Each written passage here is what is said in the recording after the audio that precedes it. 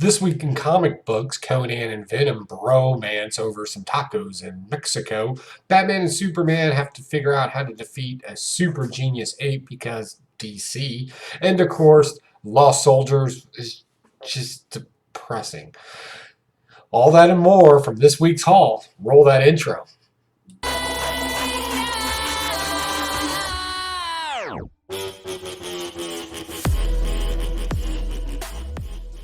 Hey, what's going on, you wonderful weirdos? I'm Pocan Joe, and as always, you're pretty cool for coming by. If this is your first time coming by, basically, I read a bunch of comic books on a Wednesday, and then I give my short take on them and also let you know what I picked up to see if anything important happened in it. So without further ado... Wow is the word you're looking for. Wow!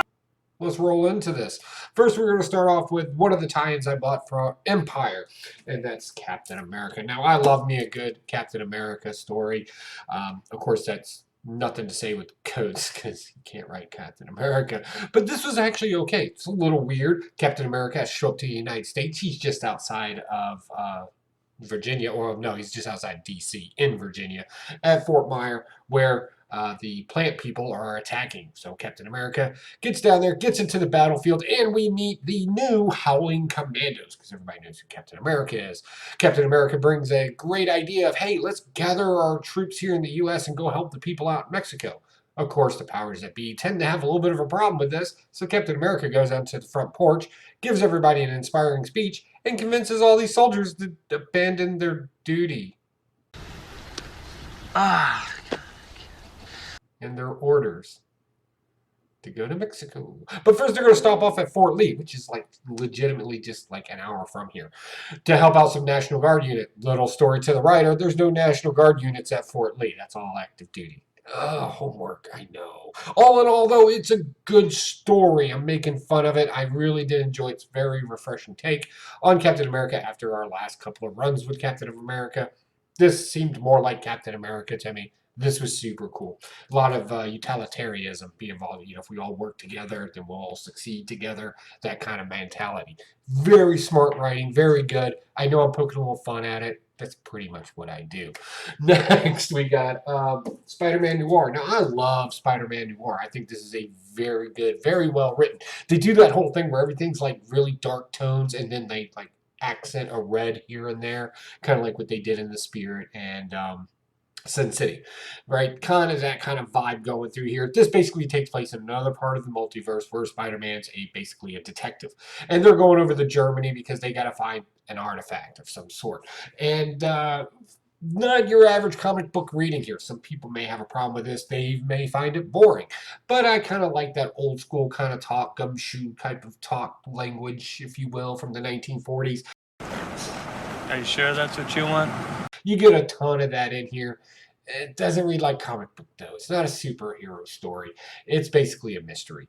And I like a good mystery. And this made a lot of sense, so I definitely liked that as well. Moving on. My pick of the week, Savage Avengers. Now, the first run of Savage Avengers, I really, really enjoyed. And this one fell right there in that same line. Basically, we're still dealing with Conan having to try to live in our world. It's not really fitting to him. He's at a wrestling match in Mexico. There may be a connection there with Captain America, by the way. It's taking place about the same time. He's watching this, what do they call it? Libre fights down there. Nacho Libre? Help me out in the comments down below. Anyway, he's watching it, and he's basically calling it fake and everything else. He gets into a fight. Next thing you know, plant people are attacking, right? The Cotates? I guess? Maybe didn't come, it's not very functional on the tongue. But anyway, they come to attack, and guess who's there? Venom's there too, the original two from the Ultimate, or from the last Savage Avengers run. And they're taking care of business. They end up getting to a big fight. It is mostly action-packed, good stuff. And then we see Venom and Conan bro out on some tacos at a newsstand. Just took me back to 1996 when me and my friends were 2 o'clock in the morning eating tacos, sitting in the gutter. Drunk. I was going to say half drunk. That wasn't true. Disappointed. I was a younger man then. Okay. Moving on. Amazing Spider-Man. All right. So we're going to go ahead and continue on with the Sin Eater deal. All right. I'm cool with that. Just kind of, we need to beef this story up. So we do. We definitely beat this up to the point to where Spider-Man doesn't know really what's going on here with Sin Eater in the picture, because Sin Eater didn't exactly attack Spider-Man. He was after Overdrive in this for all of his sins, and he's going to cleanse his soul by killing him. That happened, and in the worst way. So now we're basically just piggybacking off of that one issue that came out last week. That was a solo issue, which basically turned out to be a dream, and I hate when that happens. I want a real thing. I'm glad they clarified the story in here, and we also definitively know that Kindred is working with Sin Eater. But who is Sin Eater? Speaking of who Sin Eater is, Spectacular Spider Grandpa, my best bud, has a great theory about this. You definitely want to watch Blaster or Stash It Friday night, 10 p.m. Eastern Standard Time, and it makes sense. It makes sense. Well, the artwork makes sense. Let's see if the storyline does. I hope to see you there. And that was also a shrill for come watch us on Blaster Stash It if you catch this in time. Let's see here. Okay, so I've been following Empire. I've been chasing this story down, and I am trying to make sense of it. I'm reviewing my notes right now, so forgive me for not looking at you. This isn't an adventure story.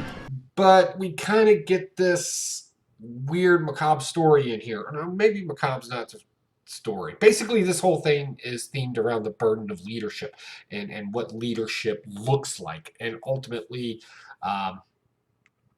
no matter what you do as a leader, you're always wrong. There is no good decision for a leader, because some people are going to be angry, some people are going to be happy. So what type of person can actually deal in that? We get a great inside view here on that as well. Moving on. All right, so because I wasn't paying attention, boom, I technically got 2 DC books, but it's the same book.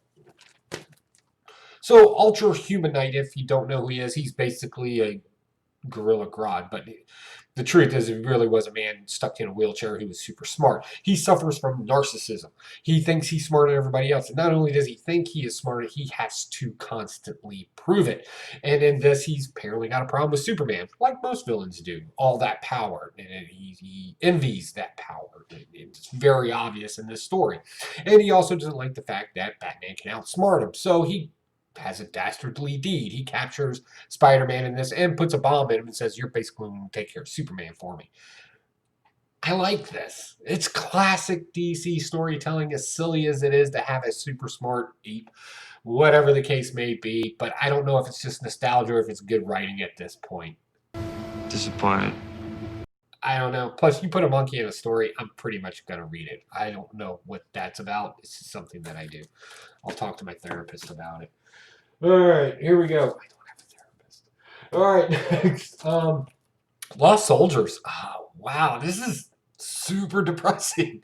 So we meet a couple of soldiers, or a few soldiers, in Vietnam, and we keep going back and forth from Vietnam to their work now. I'm assuming it's some sort of law enforcement agency, like Homeland Security or something along those lines. Regardless of the case, they're super secret law enforcement people.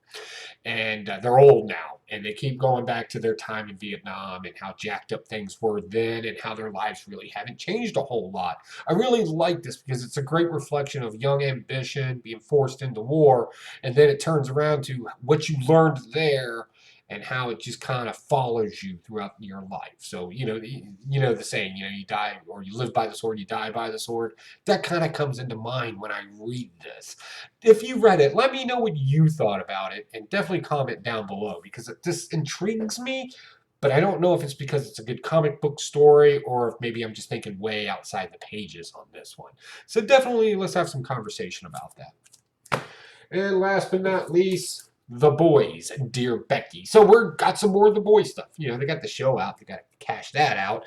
But this is actually starting to be pretty good. Knock off Thor in here, who's a snitch to Billy the Butcher. Well, basically he has a team now, and he's been working with a character called Stormfront. You may vaguely remember him from the first run of The Boys if you've read him. And basically they're Nazis, because everything's Nazi today. So Knock Off Thor has a team of Vikings, and they're about to teach Billy a lesson. But the demeanor of Billy in this, through the artwork and his dialogue in it, shows he's not really worried about it. And then it just cuts off.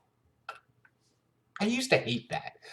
I actually like that now, because now I have an incentive to actually go buy this book, because I have no idea. Like I can't guess, I can't pontificate on it. It's just something. I want. We also get snippets of Huey and his girlfriend, you know, the girl that does the light thing. Well, apparently they're living over in Scotland, and we get to see a day in the life of them swimming and frolicking around and how much they love each other.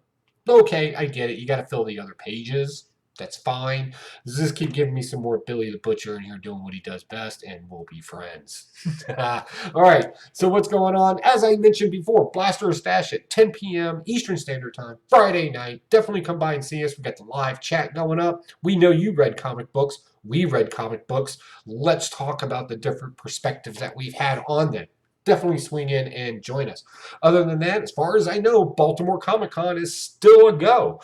Wow is the word you're looking for. Wow! They have not canceled it yet, so I still have my tickets. Do you have yours? Are you going? And maybe you want to meet up with the Blaster and Stash It crew? We still plan on going, with or without a con. We're still going to hang out. So definitely let us know if you're in the area or if you plan on swinging down. Love to have a meal. Disappointed. Let me start over. We would love to have a meal with you and maybe even a few libations. Libations is a fancy word for drinking. I don't know. YouTube's been weird lately if you're allowed to say that stuff. I guess we'll find out. Also, if you want to catch any more, I got any more of my episodes, definitely hit that ring bell down below. We're going to be changing some things, as you've noticed in this particular programming here. Let us know what you think. Appreciate it. Hey, guys, hope to see you at Blaster Stash It. Take it easy. Bye.